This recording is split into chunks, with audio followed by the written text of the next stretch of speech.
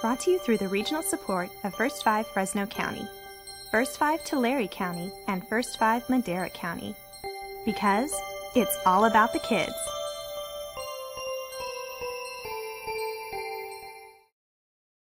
Child abuse prevention is everybody's business, and as Claudia Solis Alcala tells us, the first step in helping abused children is learning to recognize the signs. The numbers are sobering.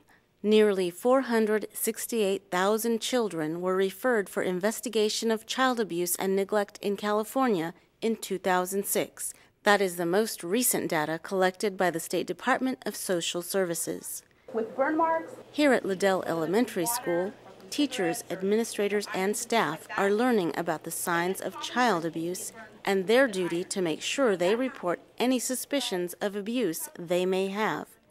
It's a situation this group is familiar with.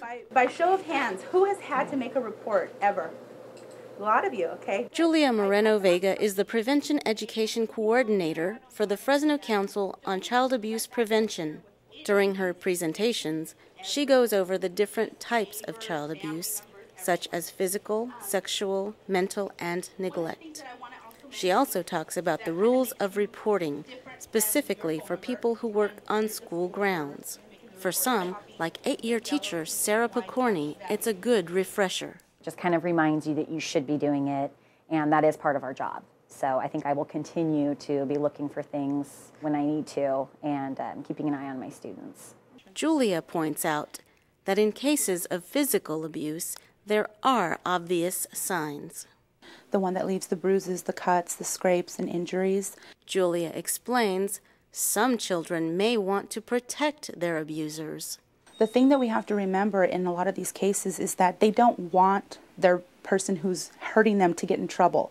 So there is going to be that wanting to cover it up, the need to try and, wear clothing or wear layers and not really show the bruises, trying to hide the fact that they may have physical injuries. So it can be a lot of stress and a lot of pressure for a child, especially a young child.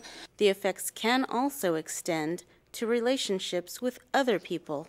With friendships, with, just becoming isolated. It's not uncommon for children to really just not want to let anybody in. It may also affect their grades in school. You can't just say, well, I'm abused at home, I'm experiencing abuse, but now I'm going to school and it's not going to happen so I can function. It really does affect them. Teacher Heather Sinful says she makes a special effort to keep the lines of communication open with her students. I try to make a really good relationship with them so that they're comfortable enough to talk to me about those sort of issues. And then I would take it further. In addition to teacher trainings, Julia also holds workshops to empower parents. They're going to have that information. They're going to be able to pass that on to another person, to pass that on to their own child, to be able to say, you know what, I learned that this is child abuse. I learned these signs, and now I'll be able to see if my own child is having some of these things going on or another person's child is having these things go on. So, what should you do if you suspect child abuse? Well, if a child is in immediate danger, you should call 911. Otherwise, you can call your local law enforcement agency or Child Protective Services. Remember, child abuse is a crime that doesn't discriminate. Whether you come from a certain ethnicity, certain socioeconomic level, it really does affect everyone. And because children are so innocent and they really don't have a voice, it's very important that adults, everyone in general, advocate for children if they suspect that a child is being abused. It's really giving a voice to a child.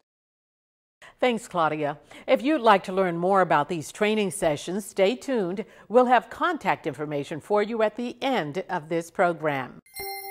Brought to you through the regional support of First 5 Fresno County, First 5 Tulare County, and First 5 Madera County. Because it's all about the kids.